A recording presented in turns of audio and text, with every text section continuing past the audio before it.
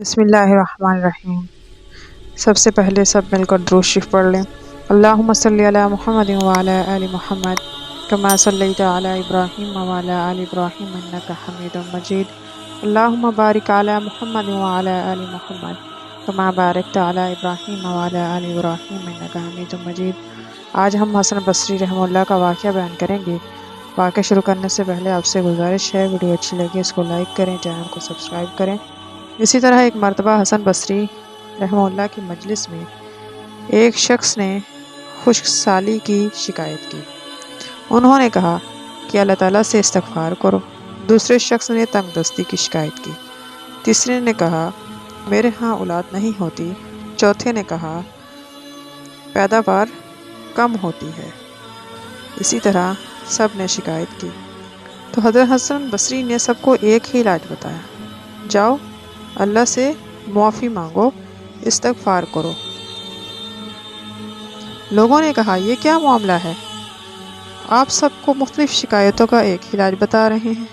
تو حسن بصری نے لوگوں کو کہا کیا تم نے سورہ نوح کی آیت نہیں پڑھی؟ پھر آپ نے انہیں درجہ بالا آیت پڑھ کر سنائی۔ پھر اس شخص نے استغفار کو اپنے اوپر لازم کر لیا، اللہ تعالیٰ نے اس کو ہر مشکل سے نجات دے گا، ہر پریشانی سے دور کر کے کشادگی عطا کرے گا، اور رزق کا انتظام تو وہاں سے ہوگا جہاں اس کا وہم و گمان نہ ہوگا۔ خوشخبری ہے اس شخص کے لیے جو اپنے نامہ اعمال میں بہت زیادہ استغفار کو پائے۔ گناہوں سے توبہ کرنے والا اس شخص کی مانند ہے جس نے کبھی گناہ کیا ہی نہیں۔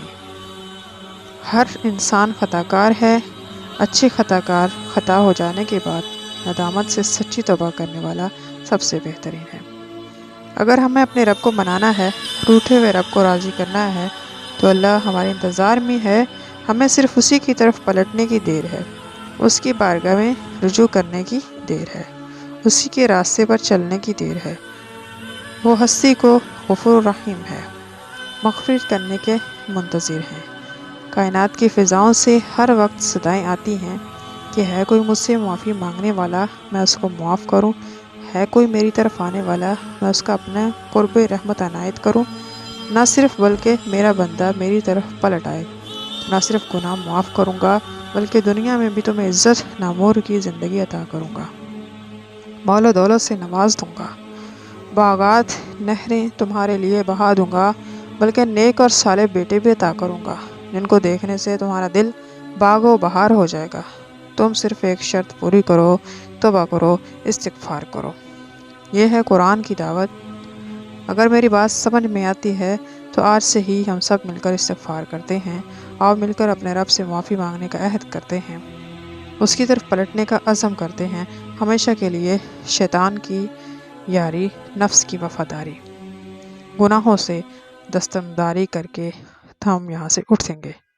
ہمارے گناہوں کو اللہ سے معافی مانگنی چاہیے کہ اللہ تعالیٰ ہم سب کے گناہوں کو معاف کرے، آمین۔ وما علینا الا البلاغ۔ ہماری ویڈیو اچھی لگے اس کو لائک کریں، چینل کو سبسکرائب کریں تاکہ آنے والے